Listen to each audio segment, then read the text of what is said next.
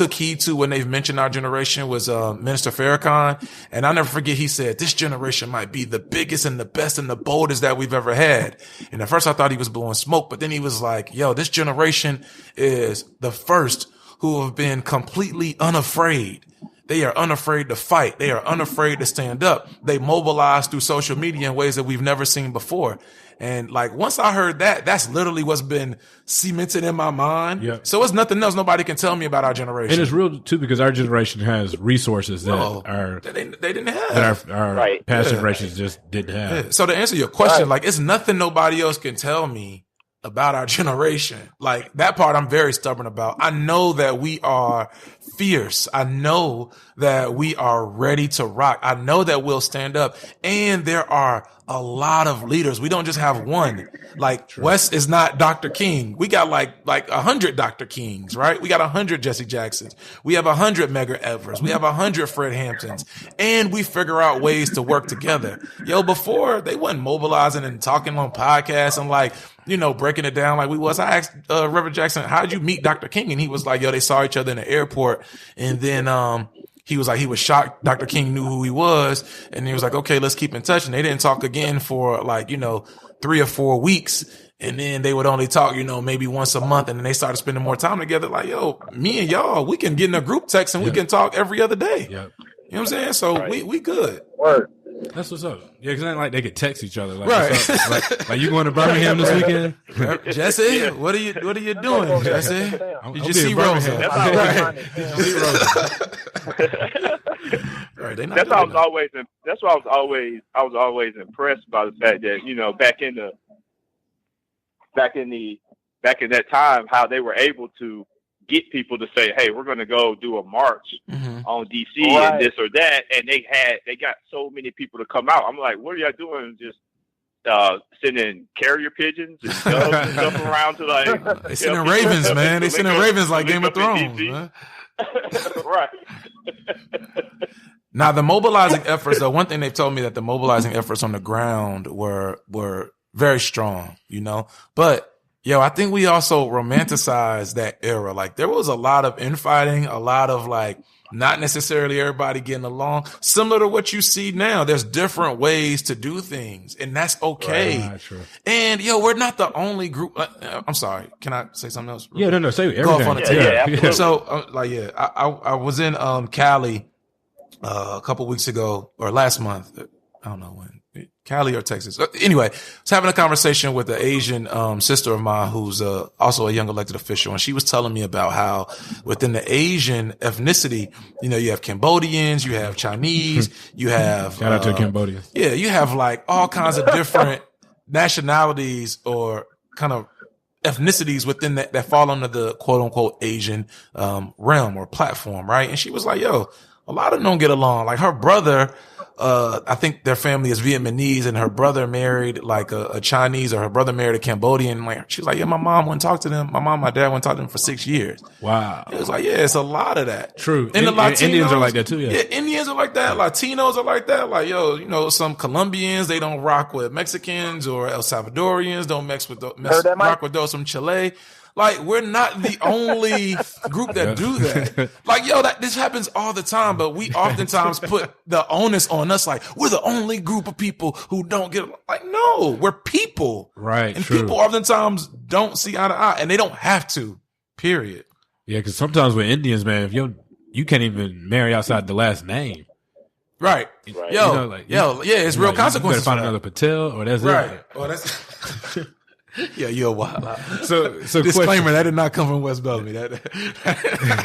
No, for real, because Patel's like I asked some of my customers, and that's like a business name, because they're like in a class system. Yeah. So one of my boys from Duke, PJ, he didn't have a last name, and his dad had actually the foresight to do this. Didn't give him a last name because his class in India was like a blacksmith. And he wanted his kids to be more than that. Oh wow! So when he got his citizenship last year, he got to choose his own last name. What did you sing? I was like, you need to choose Rockefeller, Bush.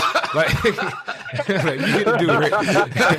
right. He chose sing though. Nah, that's respect. Yeah. So I want to get in DJ Rockefeller. PJ Rockefeller, Bush. Like,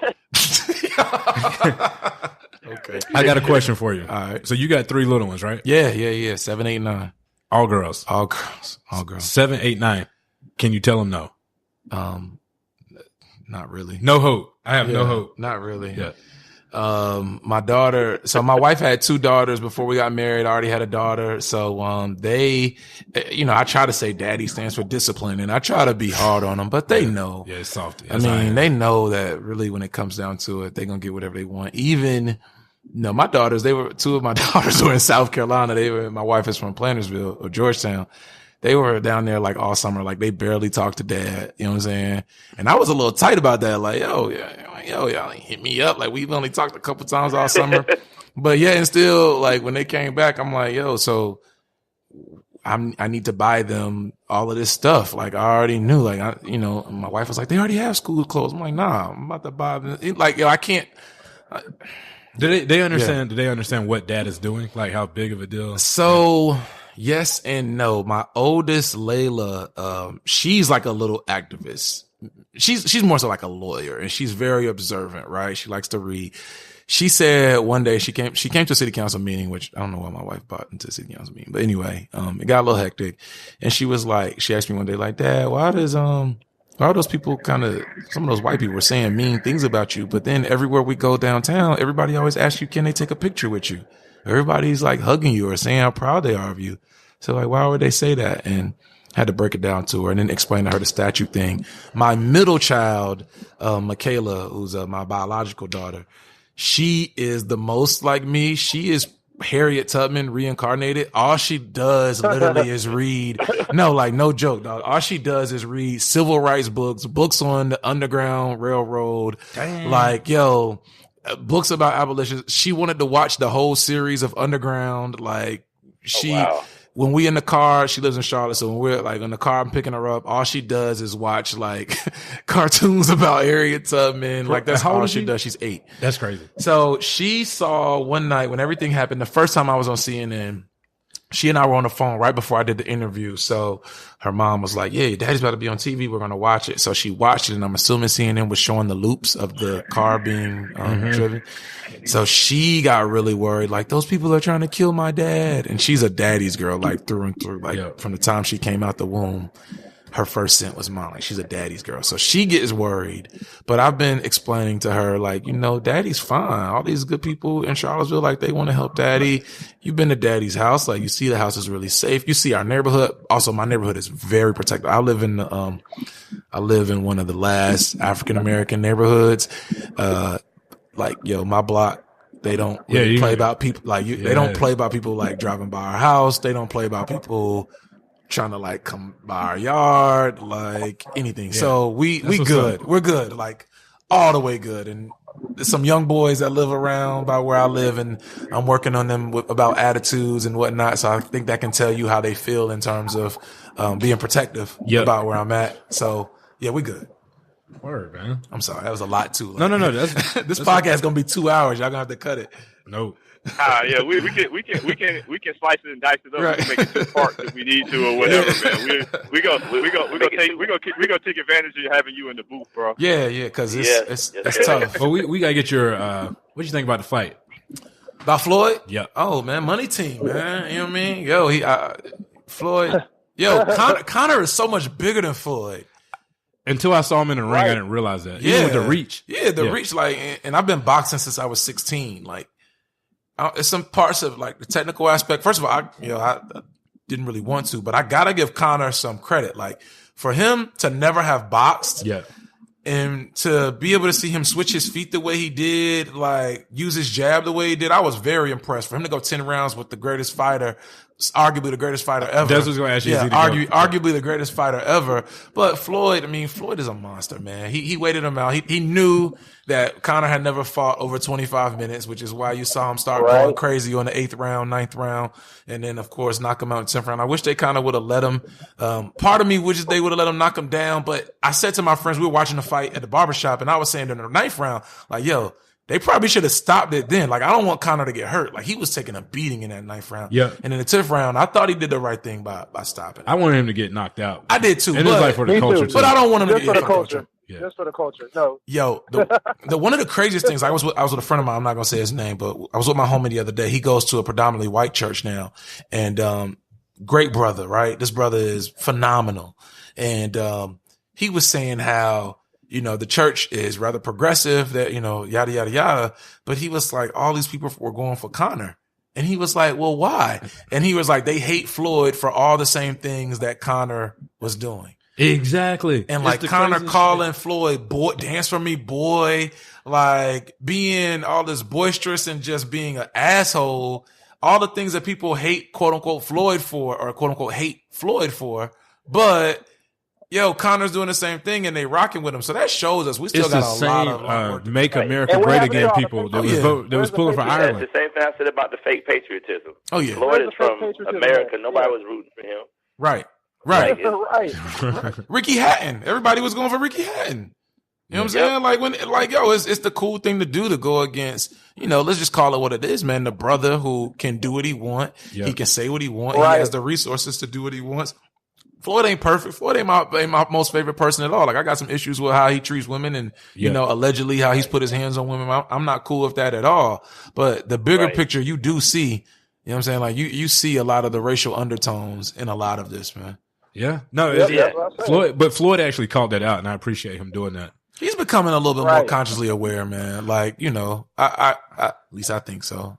Y'all like, I don't know about that. You going far away. No, because So you got a boxing background and everything. So on our last pod, we talked about the fight, and then Lance threw out a question about is Floyd the GOAT or not. And pound for pound, I watched a lot of boxing. I grew up watching a ton of boxing. I still watch a lot of boxing now.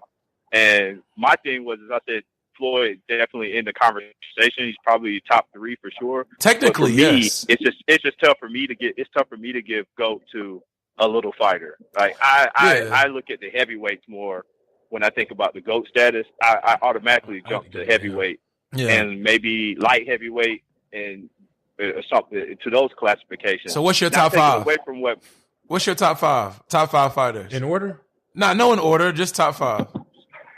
My favorite fighters. Well, my favorite fighter to go back and watch old fights of is definitely Sugar Ray.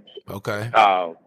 Just the way that, because Sugar Ray had so much quickness and power, but he was so tough as well. Yeah. But he was so technically sound with what he was doing. But he wasn't as technically sound as Floyd. No, he wasn't, and that's so the you thing can't put him over Floyd. Floyd's the most technical fighter I've ever watched. Ever watched. Yeah, that he is. Like you can't question that at all. Right. But I want to know who your guys, who you would say are your top 5 guys. Let me throw mine out real quick. Oh, go ahead, throw yours out. I got Ali. No, in no particular order. Yeah, Ali, Tyson, Floyd, Roy Jones Jr. Okay. In his prime. Not the 48-year-old. And then I'm gonna have to go with before the Concord Mills fight. And go who? De La Hoya. De La Hoya? Yeah.